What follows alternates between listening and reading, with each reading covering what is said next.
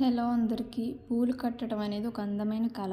కానీ చాలామంది పూలదండ కట్టేటప్పుడు మధ్య మధ్యలో దారం కట్ చేస్తూ ఉంటారు. ఎందుకంటే ఓన్లీ దారంతో పాటు కలిపి కట్టడం అనేది చాలామందికి తెలీదు.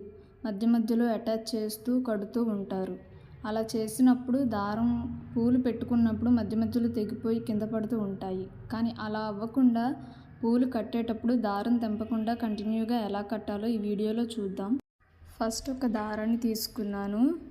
దానికి చిన్న లూప్ లాగా చివర ముడి వేస్తున్నాను. ఎందుకంటే పూలు జారిపోకుండా ఉండడానికి. పూలు తీసుకొని దారానికి ఎలా పెట్టుకోవాలో అందరికీ తెలుసు కదా, సమానంగా. అది కనకాంబరాలనే కాదు, నా దగ్గర కనకాంబరాలు ఉంటే యూస్ చేసుకున్నాను. ఏ పూలైనా ఈ దారంతో కట్టుకోవచ్చు ఇలాగా. సో నేను ఎలా కడుతున్నాను, ఎలా ముడి వేస్తున్నాను అనేది పర్టికులర్గా చూడండి. ఒకవేళ క్లియర్గా అర్థం కాని వాళ్ళు కొంచెం స్పీడ్లోకి వెళ్ళి స్లో పెట్టుకొని చూడండి. స్లోగా పెట్టుకుంటే నేను ఎలా ముడి వేస్తున్నానో అర్థమవుతే ఖచ్చితంగా ఈజీగా కట్టుకోవచ్చు ఎన్ని మూరల పూలైనా. నేను కావాలంటే కట్టి చూపిస్తాను, మళ్ళీ ఇంకో 2 పువ్వులు కట్టి చూపిస్తాను చూడండి.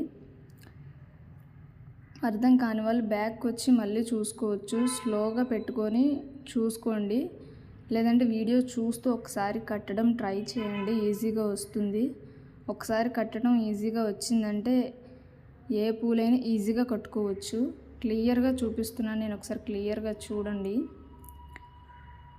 అయితే 2 పూలు అయితే కట్టి చూపించాను కదా, నేను మొత్తం పూలన్నీ కట్టేసిన తర్వాత ఎలా వస్తాయి అనేది కూడా చూపిస్తాను చూడండి.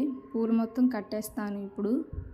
పూలు కట్టిన తర్వాత పూర్తిగా దారం చివరిలో 2 సార్లు ముడి వేయండి, ఎందుకంటే ఊడిపోకుండా ఉండడానికి. కట్ చేస్తే అస్సలు బాగోదు, ఊడిపోతాయి. అందుకని 2 సార్లు ముడి వేసి తెంపండి. చూశారు కదా దారం తెంపకుండా ఎంత ఈజీగా పూలదండ ఎలా కట్టాలో. ఈ పద్ధతిలో కడితే పూలు అస్సలు రాలవు, దండ కూడా చాలా స్ట్రాంగ్గా ఉంటుంది.